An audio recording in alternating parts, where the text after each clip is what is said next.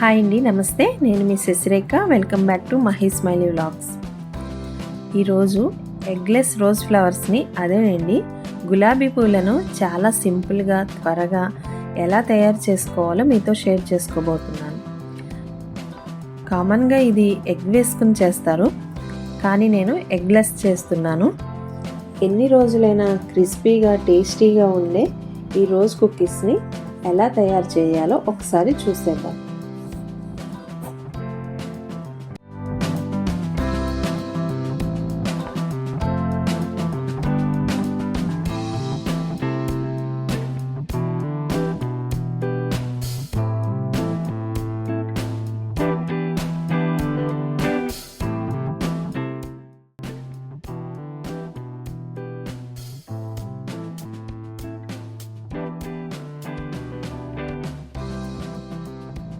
ముందుగా మనం 1 కేజీ మైదాని ఇలా జల్లించుకుందాం.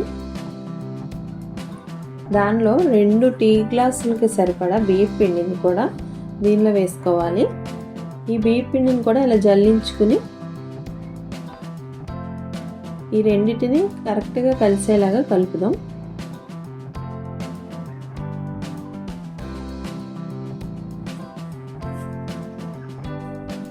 ఇప్పుడు మనం షుగర్ని తీసుకుందాం. కేజీ మైదాకి 3/4 కేజీ షుగర్ సరిపోతుందండి.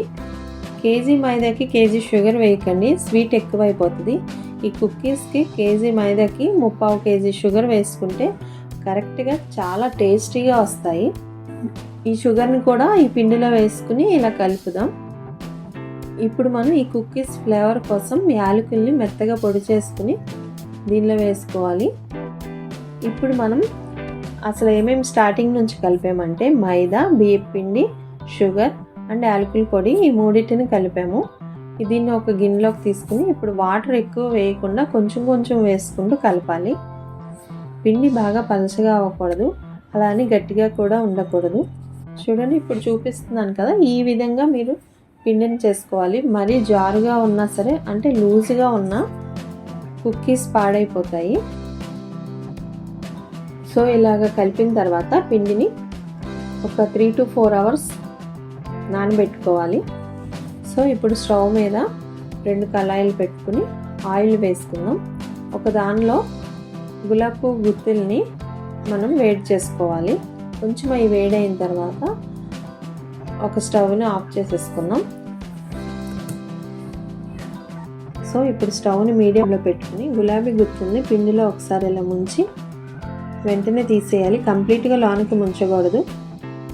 ఇప్పుడు నూనెలో పెట్టగానే చూడండి ఫ్లవర్ ఎలా వేడిపోతుందో. అదేవిధంగా రెండో గుత్తుని కూడా అలాగే పెట్టి జస్ట్ ఇలా షేక్ చేస్తే అది ఊడిపోతుంది. ఒక నైఫ్తో దాన్ని టర్న్ చేసుకోవాలి. ఇదే విధంగా అన్ని గులాబీ పువ్వులను వేసుకోవాలండి. ఎక్కువగా డీప్ ఫ్రై చేయకూడదు, అంటే గోల్డెన్ బ్రౌన్ కలర్ వచ్చే వరకు మనం ఫ్రై చేయకూడదు.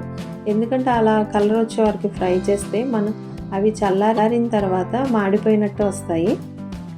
సో ఇలా లైట్గా కలర్ రాగానే మనం తీసి పక్కన పెట్టేస్తాం.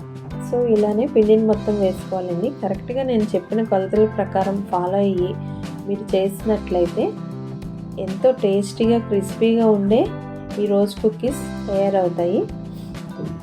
అండ్ చాలా రోజులు కూడా ఇవి నిల్వ ఉంటాయండి. ఈ వీడియో మీకు నచ్చిందని అనుకుంటున్నాను. వీడియో నచ్చితే లైక్ చేయండి, షేర్ చేయండి, సబ్స్క్రైబ్ చేసుకోండి. మరి ఒక వీడియోతో మరలా కలుద్దాం.